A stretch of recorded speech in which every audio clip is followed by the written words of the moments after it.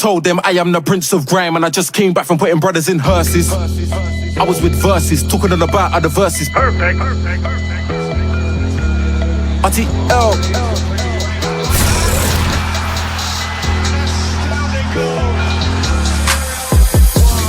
Young gun of the scene, Vieira, I'm keen. Might turn up with the troops like. How's it going, people? Welcome back to DVD TV. Thought we'd do something different for a while. You know, we're coming away from the stream. Don't worry, the podcast brothers will be back. But however, I am here with my good friend Total Thai Talks. What you saying, my bro? How's things? I'm doing well after the Champions League last night. Well, I can't talk because I'm not there yet. Not yet. At least you said yet. Not there yet, but we're gonna get into that again. Look, this is a transfer roundup video. The transfer window did close last week, so what we're gonna be doing is we're gonna be talking about who did the best transfer business, who are the biggest winners, who are the biggest losers, and who would be the signing of the season in our opinion. So let's start without further ado, Ty. Let's get right into it. I'll start with who are the biggest winners of the season, of the transfer window this season. Top 3 teams for you. Who had the best transfer window? And why? Okay, I'm going to be a bit biased, but I'm going to say Barca. I'm going to say Arsenal. And this is a secret shout, but I'm going to have to go for PSG, if I'm being honest. I like that one. I like the PSG one, the Arsenal one. I'll come into that again. Mine again, I would say as well, Barcelona. Yeah. We'll dig into that. Man City. Okay, That's a City for me. And my North London rivals, Tottenham Hotspur. You're going for Tottenham over Arsenal? Yep. I'll tell In you. the transfer window? Yes. I'll tell you exactly why. But okay, you give me your reasons first. Will your 3 start with anyone? Barca, a lot of people say it's because of the signings Barca made, but for me personally, as a Barca fan, I think it's more because of the people that we let go. It's the sales that happen. The club finally got rid of Braithwaite, Titi, Ricky Puig. There were so many players that just needed to get out, and at the same time also there was players that need to get loan deals.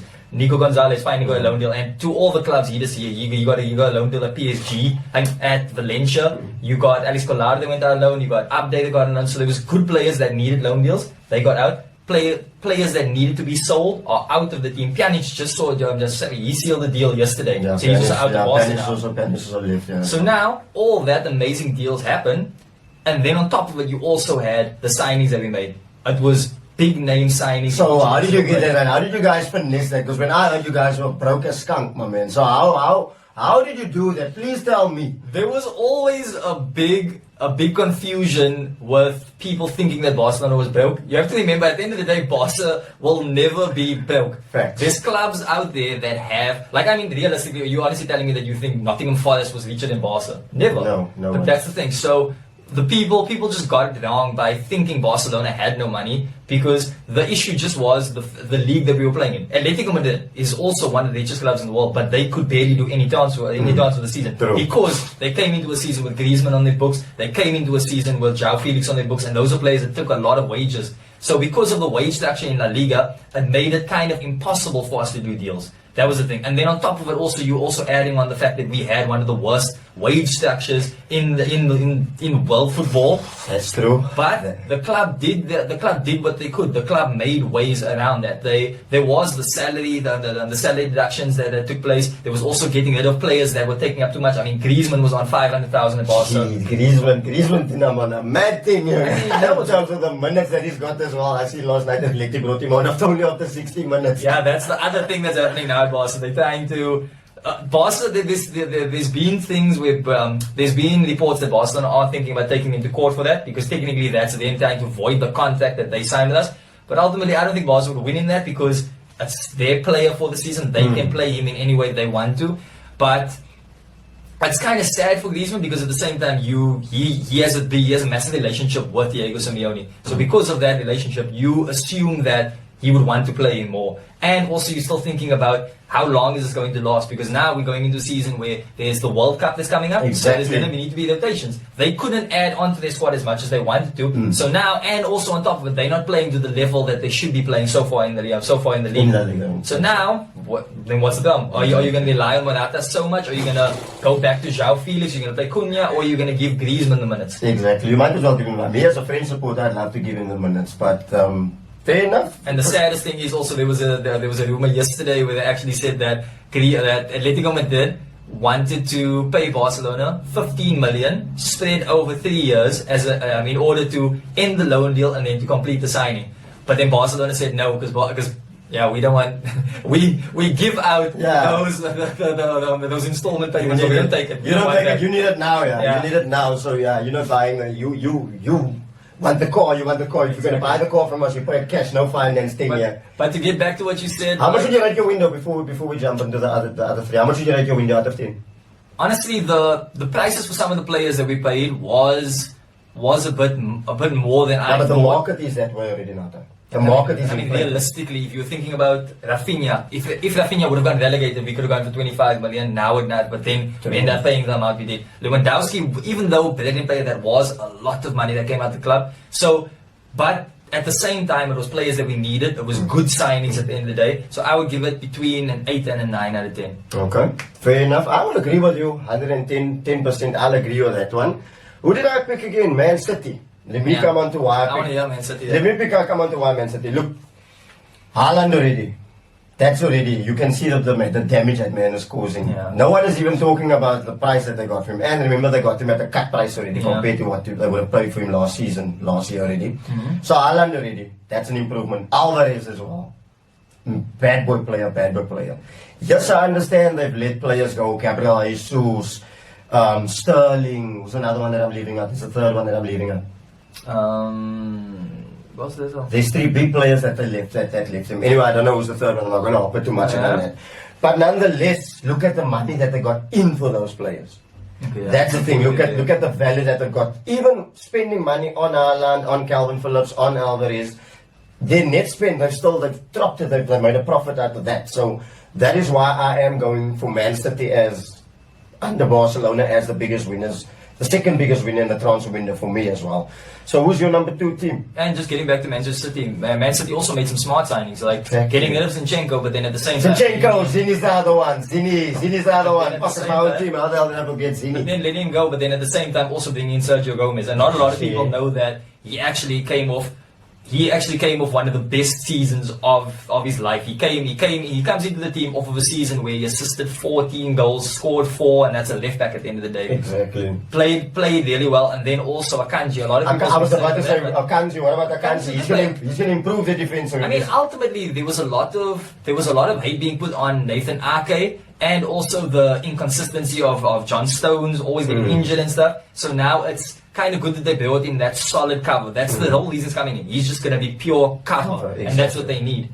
But getting back into my other one, my weirdest... Okay, obviously I had to give a shout to Arsenal, because I think personally what you guys did was you guys also fell into what Barca did, which was a good thing. You guys loaned out good players that needed game time that wasn't going to get at your club, like Balogun and then Nuno Tavares. Those are players that needed game time to get the season. But then ultimately the best part about it was you guys signed, and it wasn't that normal Arsenal signings that you guys would go for. Like, I was expecting you guys were going to go for some random player in the French league to be your striker for the season, another Giroud 2.0, but you guys went and you guys signed Gabriel Jesus. And that was a good signing on your part. You guys went for Zinchenko, not just as a left back, but also a versatile player that can play in the midfield and stuff. Plays really well for his country. Just, you guys went for the players that were being undervalued at other clubs. And not necessarily saying they were bad players, because Gabriel Jesus was never a bad player at City. He was just undervalued. And that's what you guys did. You guys went for those players. Fabio Vieira also looks like a very good player that you guys have. And you guys got him in. So there's obviously still other signings that need to be made, and then obviously you guys still got William Saliba back, who's being hailed as a signing by Arsenal. But ultimately, you guys had a few positions that needed work. Like, I mean, last season, if you look at Lacazette, how much goals did he have come in this season? 4-3. Now you're thinking about that. So what you needed was a striker. Instead of signing some random player, you went for Gabriel Jesus, and that was a good signing for me. You guys were lacking a bit on the left back position, because of Tierney always getting injured, then Nuno Tavares just bombing up and attacking the entire game. So you guys, when you covered it, that's the kind of signing you're supposed to be making. Where there's a lack in your team, you sign a player for that position, and that's why I rate Arsenal's transfer window. I would honestly give you guys an 8 out of 10, not going any higher, because I think there is still some work that needs to be done in the team. I like your defense personally, but I still think in the midfield there's still some stuff that needs to be done. But realistically, if you're looking at your midfield and your wingers, you're looking at Martinelli, Saka, and Odegaard, and then you have Xhaka that's also playing really well these days. So then it's kind of like all you're looking at is bench options for you guys basically. But still, I would give you guys a high rating. And if I had to go for the other shout, it's PSG.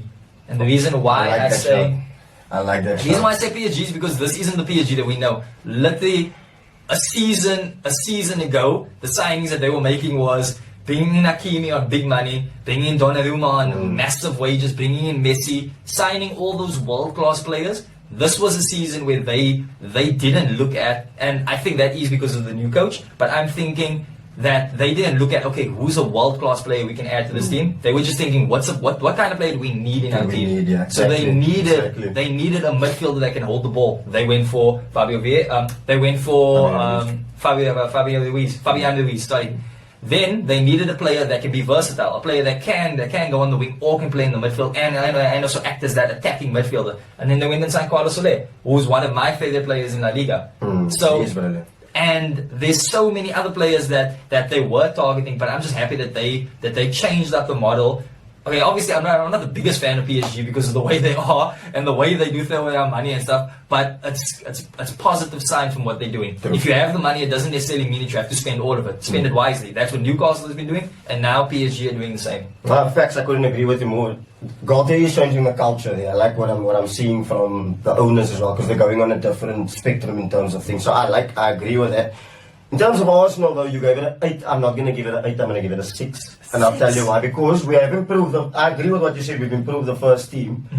The loan signings, though, I still feel we could have got money for Bellerin. Number one. Bellerin, we could have got money. He's a Spanish international. Had a good season last night by Real Betis. I can't even believe I'm saying that. Pepe, we could have got some money for. Guendouzi is another one we could have got money for as well. Torreira, we could have got way more for. I mean, like, we've sold 12 players in the transfer window we've let go. We've only got 51, no, not even 51, 21 million for them. So that's 11 million for Torreira, 10 million for Guendouzi. I think we could have got money for them. As also, I still feel we need that number 6 because you've seen when Partey is out of that team. We didn't expect El Nene to get injured this season because his injury record has been okay. But you can see the major drop-off when Partey isn't in that team, and we needed like a number 6 Douglas Luiz to come in. But typical Arsenal always hanging about, you know, like an old man that says, how much is this? And the person says, $5, here's 10p, here's p, take, here we go. And he walks out. So, look, like you said, we still have work to be done. I'm giving it a 6 because for me, the glass is still half empty, half full. If Gabriel Jesus get out, we're back to Eden Nketiah. But that's a story for another day. Spurs again. That's the one I wanted to ask you about. Spurs, they've improved their squad massively. Look, Son is not firing at the moment, but Richarlison is coming up with the goods. If Højbjerg drops out, they got a Basuma to come in, and Conte has solidified that defense. Look, Jet Spence, I don't think it was a Conte signing. Yeah. Conte has already thrown his toys out of the Prem, but I mean, look, if there's one thing we can say about Tottenham this season is, out of everybody, they are playing shit, but they're getting a result. Yeah. They look bulletproof in defense for me. And that's what Conte does. That's a Conte style. It guarantees you some sort of a Exactly. So, yeah, that's for me. That's my top 3. Now, I want to ask you, the biggest loser in the transfer window, which team has done the worst business for you in this transfer window? Okay, wait. My shout is because I'm a La Liga fan, I'm gonna have to throw a La Liga team in here. Of course. And it's a mix between Villarreal and Sevilla. Okay. And the reason why I say so, Sevilla let go important players. They let their 2 starting 11 defenders go, but they didn't necessarily replace those defenders. Exactly. They took a chance on signing an unproven player from Bayern Munich just because of his name. They went and signed a defender called Markau from the Turkish league. And the Sevilla that we know, the Monchi that we know, there's a type of signing that he goes for. He goes for these gems in the leagues. Exactly. And I mean, that's how they got off the players that they do. But now that didn't happen this season, and that was their problem. They needed another striker to come in this season because of Rafa Mir, because of El Naziri, but they didn't get that star striker up front there that could give them more. And ultimately, also, it's kind of the same for Villarreal, because Villarreal also, because of the promise that they were showing last season, exactly. You would have expected to build on it, yeah.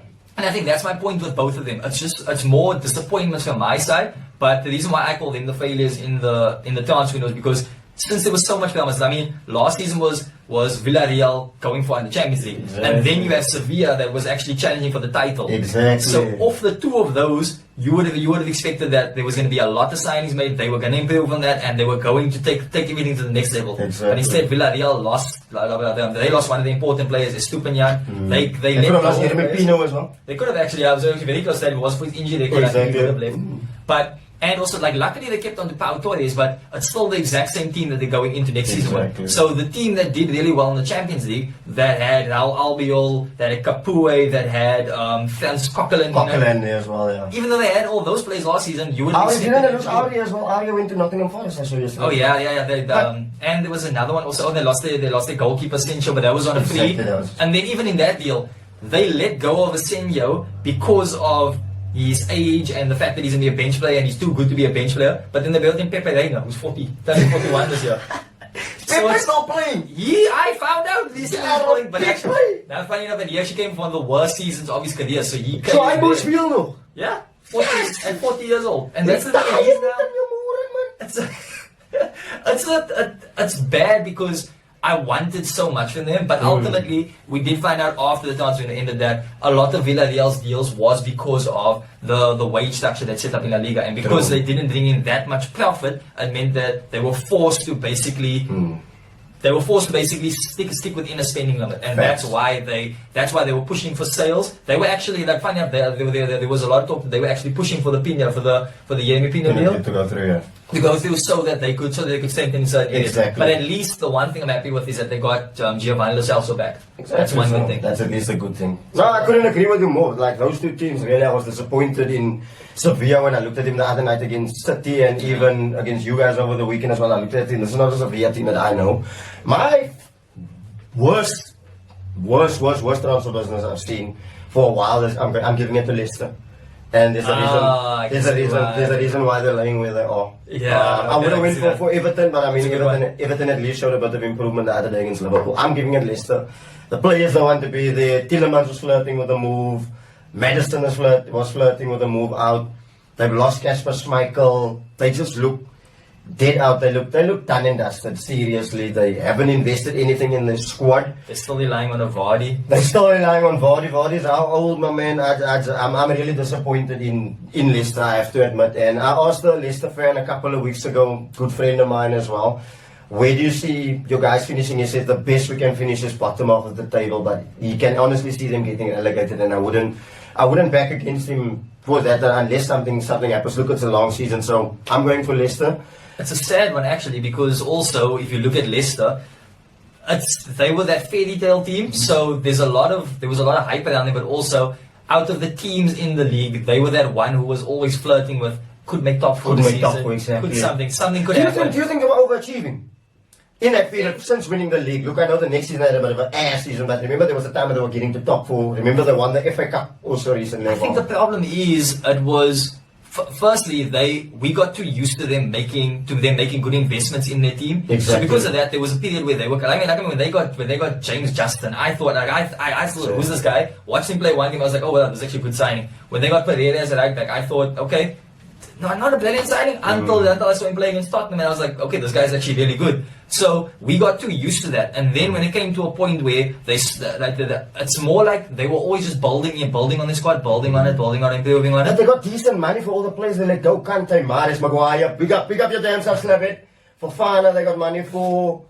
I mean, they got decent money for the players. They just didn't reinvest it properly. I think ultimately there could be a problem with the board and the coach because. The biggest shocker for me was the Kasper Schmeichel, because I didn't see that one coming, bro. It came out of nowhere, he moving to Nice, but then I understand, okay, he went off the project and whatever, and also the fact that he felt like he was being like he wasn't being respected by the club, but then no investment in a keeper. True. No, Danny Ward as your starting 11 keeper going into the season.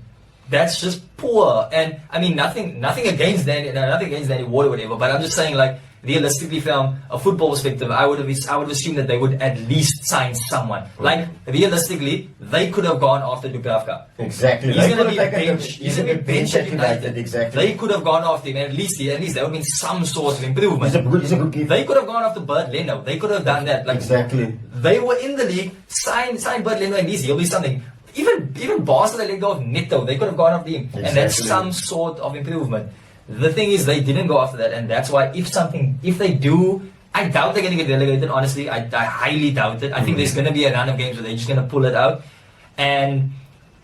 But if something like that does happen, then they have this entire window to blame. True. Like that. Now, signing of the season, all European leagues, who are you going for? One player, a 1-1. Can I only give one? Okay, That's the difficult one. okay, break it down. Give me three. I'll make it easier for you. The thing is, the only reason I'm asking for more is because Haaland is the easy shout. That's the one, because the amount of money came in for already 11 goals for City. That's the one. I want to lean towards Lewandowski also because of, not just because of the goals and stuff, but also just because of what he's doing at Barca now. It's like there's a lot of youngsters around him and he's that leader up front. And you see that in games. There's that signing, but then also I can even go towards Arsenal. I could say Gabriel Jesus, because if you guys do make top four, you have to give him credit then because he's playing so well. True. So I don't know. I would say it's a mix between those three. No. Yeah, I'm not gonna be stupid and say like Anthony or something. I'm just leaning with these. Like, look, I would agree with that. I was actually gonna go with that exact three, but I'm gonna take the Jesus one out just to not seem biased. Yeah. And I'm gonna go with Eriksen for United to get him on a free. That's a good one. Okay, that is a good I'm one. gonna go with Eriksen. And the change in position. The change in position and what Eriksen. I mean, United have been looking for such a kind of a player that can bring the ball out the midfield. You know, that link between the back four, the midfield, and getting that ball in transition up top, and especially for a free. In terms of value for money, I'm gonna lean towards the Eriksen. Given the man is playing with a pacemaker and he nearly died a year ago. Yeah, I'll give you that one. So I'm going with Eriksen. But yes, people, we've come to the end of the show. Let me know what you think. Let us know your thoughts in the comments. Don't forget, slap a like on the video. Link to Total Tide Talks is in the description of this video. So before you do anything, before you even slap a like, subscribe to Total Tide Talks. Most importantly, like the thing, share the thing, subscribe to the thing. It's DVD TV, it's Total Tide Talks. And we are out of here. Blessed.